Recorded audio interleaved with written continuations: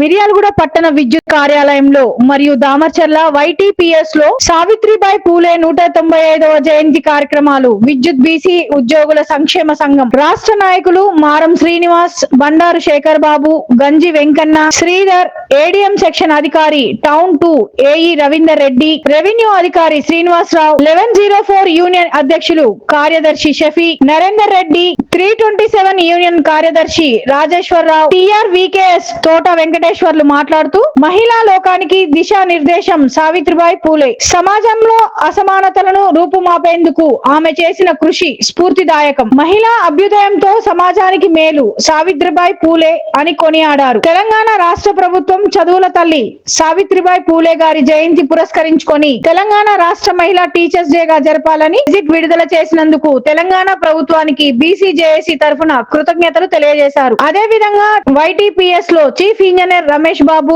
మరియు శ్రీనివాసరావు, కృష్ణమోహన్ ఎస్సీలకు నూతన ఆంగ్ల సంవత్సర శుభాకాంక్షలు తెలియజేశారు. ఈ కార్యక్రమంలో శివరామకృష్ణ, సీతారాములు, శ్రవణ్ కుమార్, శ్రీనివాస్, మల్లేష్, పరమేశ్ యాదవ్, నవీన్ రెడ్డి, రవి, నాగమణి, వెంకటేశ్వర్లు, సత్తార్, మహిళా ఉద్యోగులు తదితరులు పాల్గొన్నారు.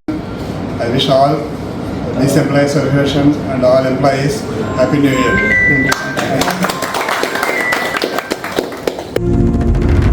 అనగారిన జీవితాల్లో అక్షరధారి పొద్దై పొడిసెను చదువుల జెండగా మారి ఈ దేశపు మొదటి పంతులమ్మగా చేరి మన జీవితాల్లో నింపిందో వెలుగుల దారి.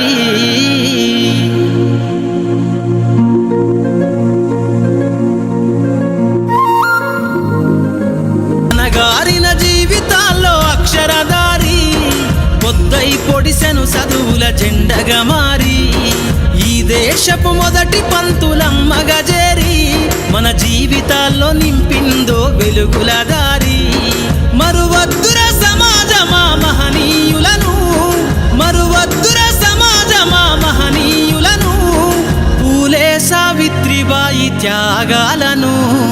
అనగారిన జీవితాల్లో అక్షరధారి పొద్దై పొడిసెను చదువుల జెండగా మారి ఈ దేశపు మొదటి పంతులమ్మగా చేరి మన జీవితాల్లో నింపిందో వెలుగుల దారి.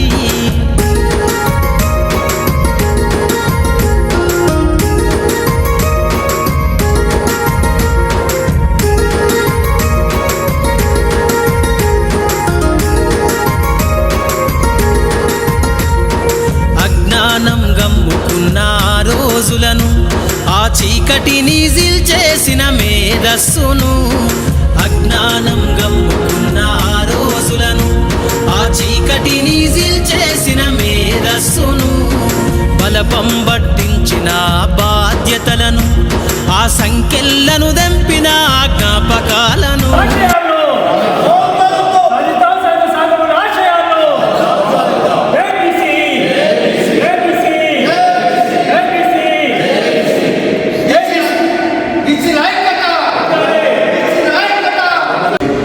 ఆధ్వర్యంలో, అదేవిధంగా మన బీసీ భవన్లో మహాత్మా జ్యోతి సావిత్రిబాయి పూలే 195వ జయంతి ఘనంగా ఇక్కడ జరుపుకోవడం జరిగింది. అదేవిధంగా మన తెలంగాణ రాష్ట్ర ప్రభుత్వం కూడా మన టీచర్స్ డే కూడా ప్రకటించడం చాలా సంతోషం. ఇది ఎప్పుడో ప్రకటించాల్సిన అవసరం లేదు, కానీ ఈనాటికి మనకు టీచర్ డే కూడా ప్రకటించడం కూడా ప్రభుత్వానికి బీసీ అసోసియేషన్ తరఫున, బీసీజేఏసీ తరఫున మేము వారికి ధన్యవాదాలు తెలియజేస్తూ ఉన్నాం. కాబట్టి ఈ కార్యక్రమాన్ని ప్రతి గవర్నమెంట్ స్కూళ్ళలో కానివ్వండి, గవర్నమెంట్ ప్రభుత్వాల దాంట్లో కానివ్వండి, ఈ కార్యక్రమం ప్రతి ఒక్కరూ విజయవంతం చేసుకోవాలి. కానీ జీవో కూడా ఒకటి ప్రకటిస్తే బాగుండేది. ప్రభుత్వాల ఆధీనంలో కూడా ఈ జయంతి ఉత్సవాలు చేయాలనేది జీవో మాత్రం రాలేదు, కానీ మాత్రం రావడం సంతోషకరం. కొన్ని ప్రభుత్వాలు కూడా చేయాలంటే జీవో లేదు కదా అనే విషయంలో అంటూ ఉన్నారు. కాబట్టి ప్రభుత్వం కూడా ఈ యొక్క కార్యక్రమాన్ని ప్రభుత్వం తరఫున కూడా చేయాలనేది ఒక ఆదేశాలు కూడా వస్తే బాగుండేది, కానీ ఆదేశాలు మాత్రం ప్రకటించడం జరగలేదు. కానీ ఏదేమటికైనా కానీ ఒక సావిత్రిబాయికి ఒక ఘనమైన ఒకటి దక్కడం కూడా చాలా విశేషం. కాబట్టి ఈ యొక్క జయంతి రోజు మన పీసీఆర్ తరఫున పీసీ జేఏసీ తరఫున అందరం పాల్గొని ఉద్యోగ సంఘాలు కుల సంఘాలు అన్నీ పాల్గొని ఈ యొక్క జయంతి ఉత్సవాన్ని ఘనంగా ఉత్సవాన్ని విజయవంతం చేసినందుకు కూడా అందరికీ పేరు పేరు ధన్యవాదాలు చేస్తాము. మిర్యాలగూడ పట్టణంలో జ్యోతిరావు పూలే భవనంలో ఘనంగా సావిత్రిబాయి పూలే జయంతి నిర్వహించుకోవడం జరిగింది. ముఖ్య అతిథిగా కమిషనర్ భారత్ శ్రీని గారు మరియు మురళీ యాదవ్, తర్వాత రామరన్న గారు, బ్రహ్మయ్య గారు, తదుపరి మన మట్టయ్య గారు, రవి గారు, చాలామంది దీనికి ప్రోగ్రాం బుక్ చేసిన పేరున అందరికీ ధన్యవాదాలు. వచ్చి ప్రోగ్రాంలో సక్సెస్ చేసినందుకు. అదేవిధంగా బీసీ భవనంలో సావిత్రిబాయి పూలే జయంతిని ఘనంగా నిర్వహించుకోవడం జరిగింది. బీసీలందరూ ఏకతాటిగా ఉండాలని మనస్ఫూర్తిగా కోరుకుంటూ సెలవు.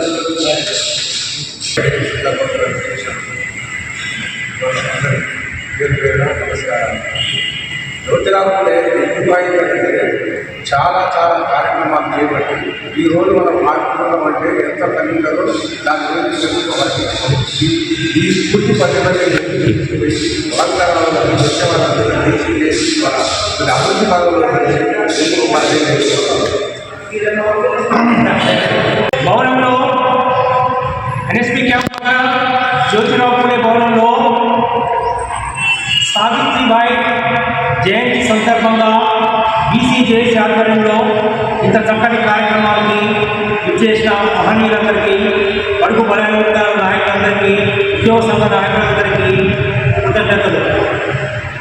మొట్టమొదటి మహిళా ఉపాధ్యాయురాలు మనమందరం కూడా ఈ కార్యక్రమాలు తెలుసుకుంటున్నందుకు అందరం కూడా సంతోషపడాలి. తెలంగాణ ప్రభుత్వం మహిళా పాఠశాల మహిళా ఉపాధ్యాయుల దినోత్సవంగా ఈరోజు ప్రకటించడం అందరూ కూడా హర్షణీయంగా. ప్రతి ఒక్క స్కూల్లో ఈరోజు మహిళా ఉపాధ్యాయులు ఎవరైతే ఉన్నారో వాళ్ళకు సన్మాన కార్యక్రమం కూడా పెట్టడం జరిగింది.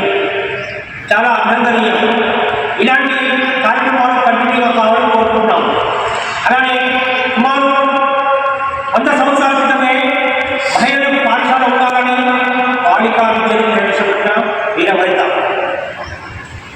తొలి మాతృమూర్తి, తొలి సేవకురాలు, అటు బలహీన వర్గాలకు కూడా పిల్లలకు, పేద ప్రజలకు విద్యను అందించిన మహనీయురాలు జ్యోతిరావు పూలే సతీమణి. అలానే ఒకరోజు స్కూల్ వెళ్తుండగా కొంతమంది పేద విద్యార్థులకు ఈ చదువు చెప్పడం, పాఠాలు చెప్పడం నచ్చని కొంతమంది భూస్వాములు ఆమె మీద బుర్ర తల్లి స్కూల్ వెళ్తుంది. పేద ప్రజలకు, పిల్లలకు విద్యను అభ్యసించడం ఆమెకు ఇష్టం లేని వాళ్ళు ఇలా చేశారు. తెలివిగా ఆమె తర్వాత రోజు ఇంకో చీరను పాకెట్లో పెట్టుకొని, హ్యాండ్ బ్యాగ్లో పెట్టుకొని, ఒక సంచిలో పెట్టుకొని మళ్ళీ పాఠశాలకు వెళ్ళి మార్చుకొని విద్యార్థులకు విద్యను అభ్యసించారు. మనకు పాఠాలు చెప్పడం ద్వారా అడుగు బలహీన వర్గాలను పిల్లలు అందరికీ కూడా ఉన్నత అభ్యాసం చేసినట్టు పెంపొందించారు. మనం చూస్తున్నాం, ఎన్ని అవాంతరాలున్నా, ఎన్ని ఆటంకాలు కలిగినా ఆ పేద ప్రజలకు విద్య అందించడం మర్చిపోలేదు. కావున నేటి సమాజం యువత హీరోయిన్లను కాకుండా ఇలాంటి మహనీయుల చరిత్రను, మహానుభావుల చరిత్రను పుస్తకాల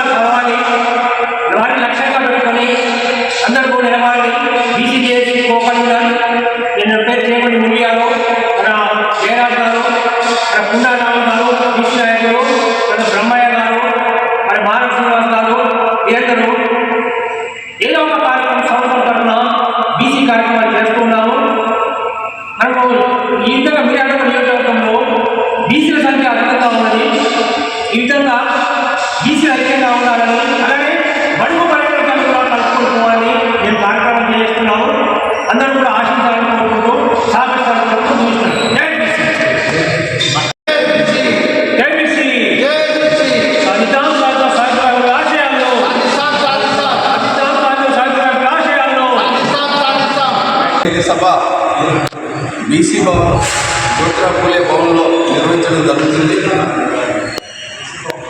సావిత్రిబాయి పూలే దేశానికి ఆదర్శమైన మహిళ. మొదటి పంతులమ్మ. ఆనాడు నిర్బంధం, అట్లాగనే మహిళల మీద రకరకాల దాడులు, అట్లాగనే వాళ్ళు బయటికి వెళ్ళని సమయంలో జ్యోతిరావు పూలే గారు ఆయన భార్య అయిన సావిత్రి పూలేకు మరి చదువు నేర్పి మరి భారతదేశంలో మొట్టమొదటి స్కూల్ని మరి ఏర్పాటు చేసి మహిళలకు ఆదర్శంగా నిలవడం జరిగింది. ఆమె జయంతిని భారతదేశ వ్యాప్తంగా ఉపాధ్యాయ దినోత్సవంగా జరపాల్సిన బాధ్యత కూడా మన పాలకవర్గాల మీద ఉంది. ఆ రోజున 120 సంవత్సరాల కిందనంటే మరి మనందరం కూడా ఏ రకంగానో మరి తల్లి కడుపు నుంచి కూడా వచ్చిన సందర్భాలు, మన తల్లిదండ్రులు కూడా బయటకు వచ్చిన సందర్భాలు కూడా లేవు. కాబట్టి ఏంటంటే పాలకవర్గాలు ఇప్పటికైనా గుర్తించి రాష్ట్ర ప్రభుత్వం, కేంద్ర ప్రభుత్వం సావిత్రిబాయి పూలే జయంతిని మన జాతీయ ఉపాధ్యాయ దినోత్సవంగా జరపాలని, అట్లాగనే బీసీ మహిళలందరూ కూడా చైతన్యవంతంగా సావిత్రిబాయి పూలే మరి ఆదర్శాలను, ఆశయాలను నెరవేర్చడంలో బీసీ, ఎస్సీ, ఎస్టీ, మైనార్టీ మహిళలందరూ కూడా, దళిత మహిళలందరూ కూడా ముందుకొచ్చి మరి ఆ ఆశయ సాధన కోసం కృషి చేయాలని బిఎల్ఆర్ పాయింట్ నుంచి మరి అందరినీ కోరడం జరుగుతుంది.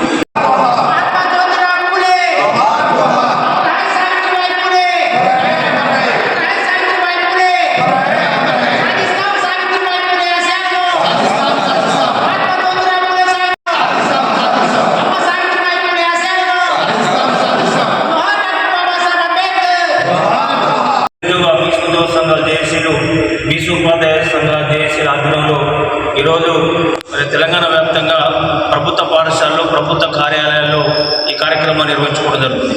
ఇందులో భాగంగా మరి తెలంగాణ రాష్ట్ర ప్రభుత్వం సావిత్రిబాయి పూలే గారు విద్యాభివృద్ధికి చేసిన సేవలను గుర్తిస్తూ మరి తెలంగాణ ఉపాధ్యాయ మహిళా దినోత్సవంగా ఈ కార్యక్రమాన్ని ప్రకటించడం జరిగింది.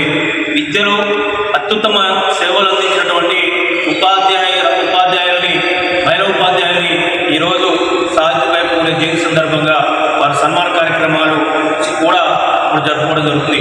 ముఖ్యంగా సావిత్రిబాయి పూలే గారు మరి మనకు జనవరి 1, 1830 సంవత్సరంలో వారు మహారాష్ట్రలో సతారా జిల్లాలో జన్మించడం జరిగింది.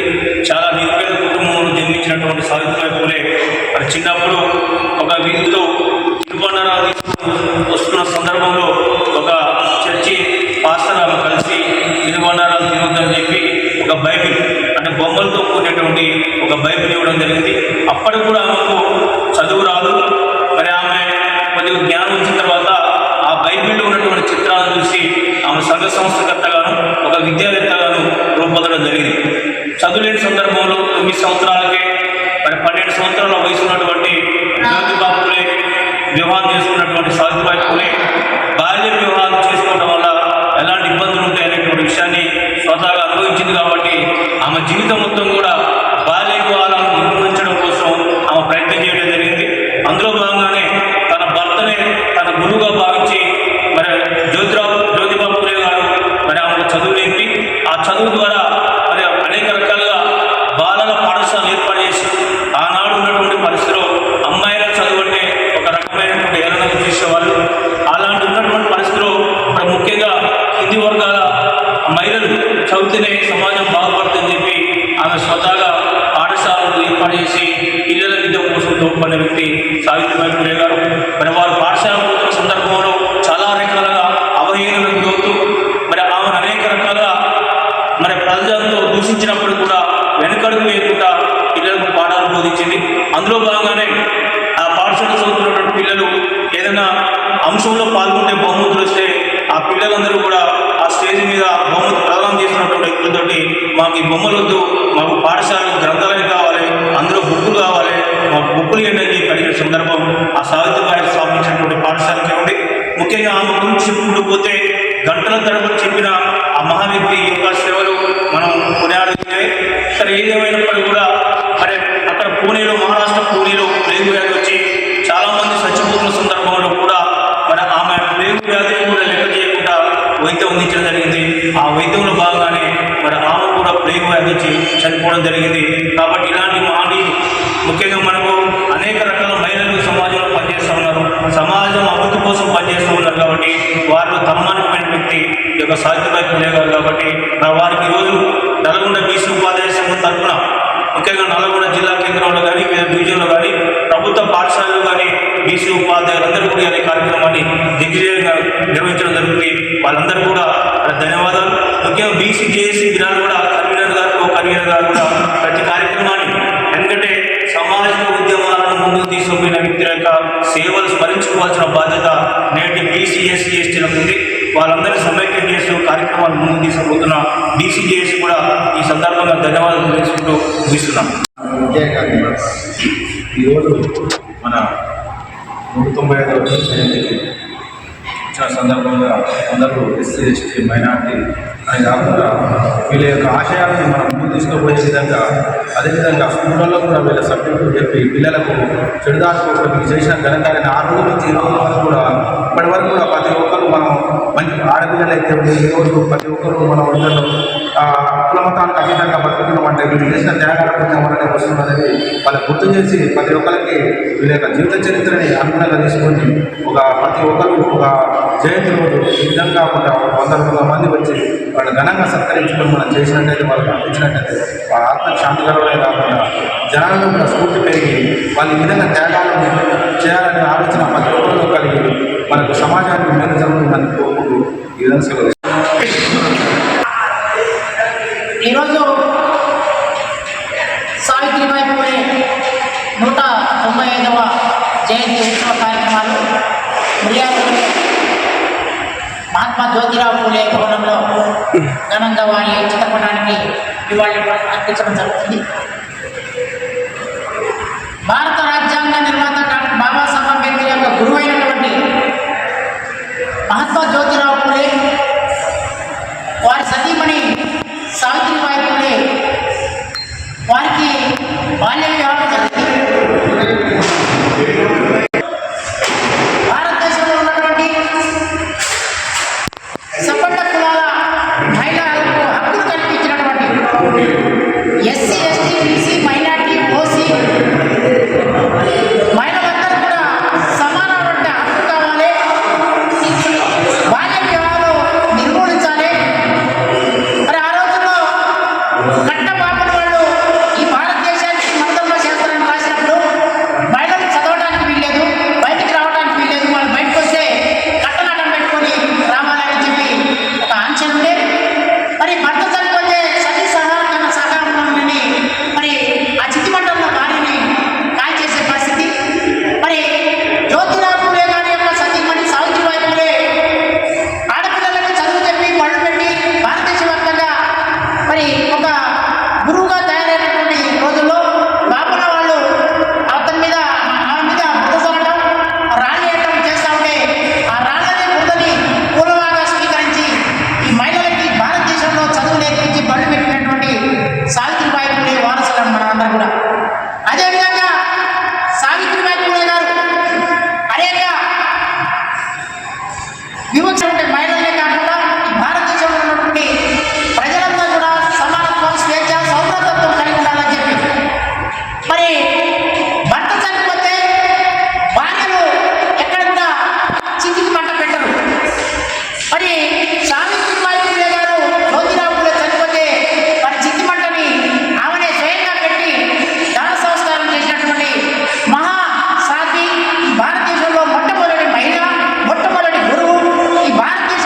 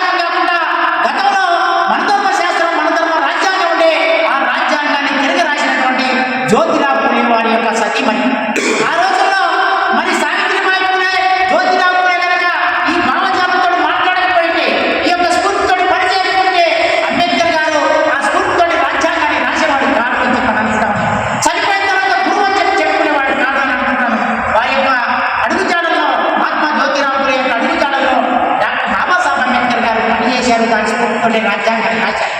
అందుకోసమనే సావిత్రి